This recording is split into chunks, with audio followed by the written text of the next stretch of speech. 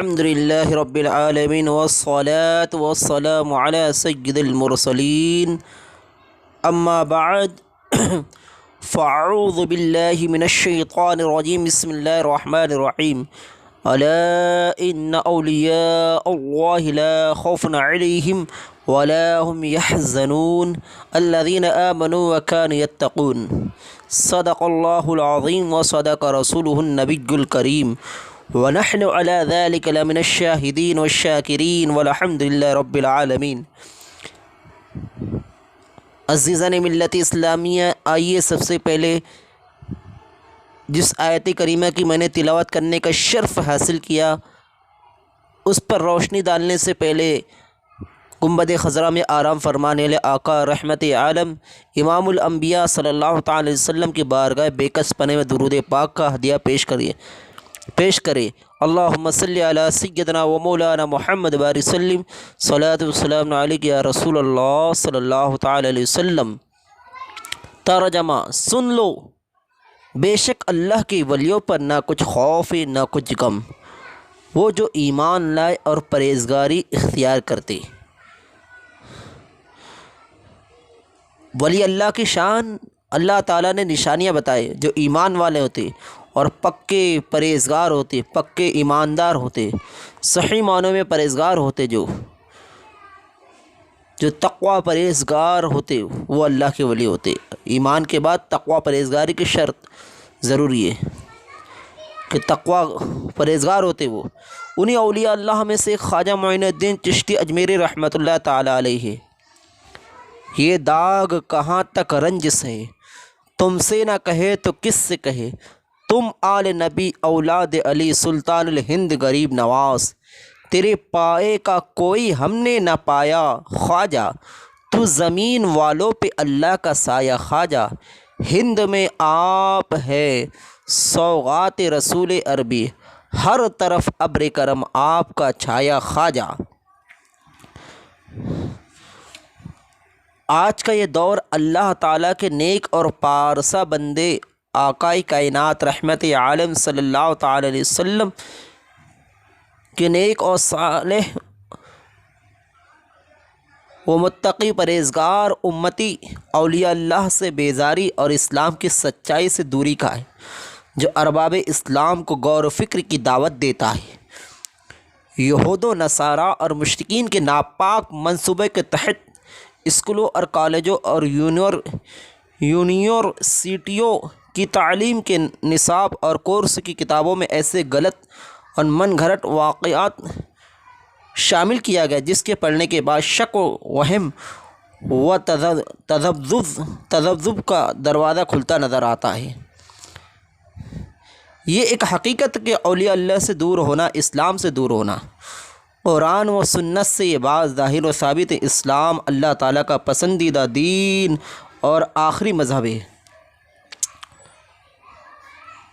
تاریخ شاہد ہے، ہسٹری گواہ ہے کہ اسلام بادشاہ اور امیروں کا مرہون مت کبھی بھی نہیں رہا، بلکہ اکثر مسلمان کہلانے والے بادشاہوں اور امیروں نے اسلام کے پاک و صاف دامن کو داغدار کیا، اسلام کی بڑھتی طاقت و قوت کو نقصان پہنچایا۔ اللہ تعالیٰ کی زمین تقوی، طہارت اور نیکی سے آباد ہوئی۔ اسلام خوب پھولا اور پھلا تو بادشاہ اور امیروں کے ذریعے نہیں، بلکہ ان پاک اور نیک لوگوں کے ذریعے عمل میں آیا جن کا اولیاء اللہ کہا جاتا۔ اللہ کے یہ ولی دنیا کے جس خطے میں گئے، اپنے پیارے نبی کریم صلی اللہ تعالی علیہ وسلم کی سیرت و صورت کی سچی تصویر بن کر گئے۔ ان کا وجود مجسم اسلام تھا۔ ان کا کردار و اخلاق محبوب صلی اللہ علیہ وسلم کے کردار و اخلاق کا صاف و شفاف آئینہ تھا۔ انہی اللہ والوں کی خوشبو سے اسلام پھیلا اور کفر کی گھٹا ٹوپ تاریکی کے اندھیرے ختم ہوئے، اسلام کا پر نور سویرا طلوع ہوا۔ اللہ کے ولی جس راستے سے گزر گئے، اسلام کی خوبیوں سے آگاہی دیتے گئے، ایمان کے نور سے اندھے قلوب کو منور مجلہ کرتے گئے۔ آپ کے نہ آنے تک ہند میں اندھیرا تھا، روشنی گھر گھر پھیلی آپ ہی کے آنے سے یا غریب نواز۔ خواجہ معین الدین چشتی اجمیری کی تاریخ ولادت 530 ہجری بمقام سنجر علاقہ سیستان۔ شاہ ولی اللہ محدث دہلوی فرماتے ہیں کہ سنجر سین کے کسرے اور جیم کے سکون اور زائے مجموعہ کے کسرے کے ساتھ سیتان کی طرف نسبت ہے۔ سیستان کو عربی میں سجستان اور سنجری کہتے ہیں۔ تاریخ وصال 6 رجب 627 ہجری بمقام اجمیر شریف ہندوستان۔ آپ کا نام معین الدین حسن، لقب ہند الولی، عطائے رسول، غریب نواز، خواجہ بزرگ، نائب رسول، وارث انبیاء، آفتاب چشتیہ، سلطان الہند۔ چشتی کہلانے کی وجہ جماعت اہل سنت کی عظیم ترین شخصیت علامہ ارشد القادری علیہ رحمہ تحریر فرماتے ہیں، پیارے خواجہ رضی اللہ تعالیٰ عنہ کے سلسلے طریقت کے مورث اعلیٰ خواجہ ابو اسحاق شامی رضی اللہ تعالیٰ عنہ جب مرید ہونے کی غرض سے حضرت خواجہ ممشاد علی دینوری کی خدمت میں حاضر، انہوں نے میرا نام دریافت کیا، عرض کے عاجز کو اسحاق شامی کہتے۔ ابو اسحاق کو ان کے مرشد نے فرمایا، آج سے ہم آپ کو ابو اسحاق چشتی کہیں گے، قیامت تک جو تیرے سلسلے میں داخل ہوں وہ بھی چشتی کہلائیں گا۔ اسی نسبت پیارے خواجہ بھی چشتی کہلاتے ہیں۔ آپ کا پدر نسب سیدنا امام حسین بن مولا علی سے ملتا ہے والد کی طرف سے، اور ماں کی طرف سے مادری نسب ماں کی طرف سے سیدنا امام حسن بن علی رضی اللہ تعالی عنہما سے ملتا ہے۔ اسی طرح ہند کے راجہ پیارے خواجہ حسینی اور حسنی سید ہے۔ ہمارے خواجہ کی والدہ بیان فرماتے، جب خواجہ معین الدین چشتی اجمیری میرے شکم میں تھے تو میں عجیب و غریب اور اچھے خواب دیکھا کرتی، میرے گھر میں خوب خیر و برکت تھی، میرے دشمن میرے دوست بن گئے۔ ولادت کے وقت سارا گھر انوار الہی سے روشن تھا۔ ہند کے راجہ پیارے خواجہ بچپن کا دور بڑا خوشحالی اور نیک نامی کے ساتھ گزرا۔ آپ کے بچپن میں آثار ولایت آپ کی جبین سعادت پر نمایاں اور ظاہر تھی۔ اللہ تعالیٰ کی دی نعمت اور دولت سب کچھ تھی، بڑے ناز و نعم کے ساتھ پلے اور بڑے تھے۔ ہمارے پیارے خواجہ کے 2 بھائی تھے۔ ہمارے ہند کے راجہ خواجہ رضی اللہ تعالیٰ عنہ کے والد ماجد حضرت خواجہ سید غیاث الدین رضی اللہ تعالیٰ عنہ بہت نیک اور بڑے متقی اور پرہیزگار تھے۔ ابھی ہمارے پیارے خواجہ کی عمر شریف 15 سال کی تھی تو والد گرامی کا وصال ہو گیا۔ ہند کے راجہ پیارے خواجہ کی عمر 7 سال کی عمر شریف تک آپ کی پرورش خراسان میں ہوئی۔ ابتدائی تعلیم کا زمانہ والد بزرگوار کے زیر عاطفت میں گزرا۔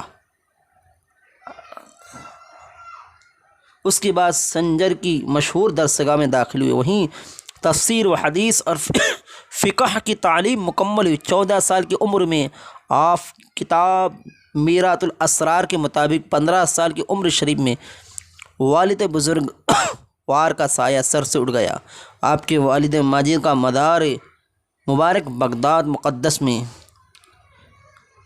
اے میرے سنی بھائیوں، اے غریب نواز اور خواجہ غریب نواز اور غوث اعظم امام اعظم مخدوم اشرف سمنانی اور اعلیٰ حضرت اور جملہ اولیاء اللہ کو ماننے والوں، ہمارے پیارے خواجہ پیدائشی ولی ہے۔ والد گرامی والد ماجد سے لے کر مولا علی اور سیدہ فاطمہ سے تک سارا خاندان پورا کنبہ کا ایک ایک فرد ولی اور قطب ہے۔ اس پیاری نسبت کے باوجود پیارے خواجہ نے مدرسے میں داخلہ لیتے قرآن و حدیث تفسیر وغیرہ کی تعلیم مکمل فرماتے نظر آتے، وقت کے جید عالم و فاضل بنتے نظر آتے۔ مگر آج کل کا پرفتن دور میں کچھ پیر اور کچھ بزرگ کہلانے والے یہ کہتے نظر آتے، ہم کو کسی مدرسے کی تعلیم کی ضرورت نہیں، ہم کو قرآن و حدیث کی تعلیم کسی مولانا سے حاصل کرنے کی کوئی حاجت نہیں، ہم سب کچھ پڑھے پڑھائے ہیں۔ ایسے بزرگ کہلانے والے حضرت سے ایک سوال ہے، ہمارے پیارے خواجہ پیدائش ولی، کیا آپ بھی پیدائش ولی؟ ہمارے پیارے خواجہ کا پورا خاندان نیک و صالح ہے، کہ آپ کے بھی والد اور پورا والدہ تمام خاندان والے ولی ہے؟ یقین جانیے ان تمام سوالوں کا جواب دینا بڑا مشکل ہو جائے گا۔ پیر بزرگ کا دعویٰ ہونا کرنے سے پہلے اپنے پیارے خواجہ کی تعلیمات پر عمل کیجیے، قرآن و حدیث، تفسیر وغیرہ کی تعلیم حاصل کر ولی تو کجا غلام خواجہ بن جائیے۔ یہی سعادت آپ جیسے بزرگ کہلانے والے کے لیے بارگاہ خداوندی میں کافی و شافی ہو جائیں گی۔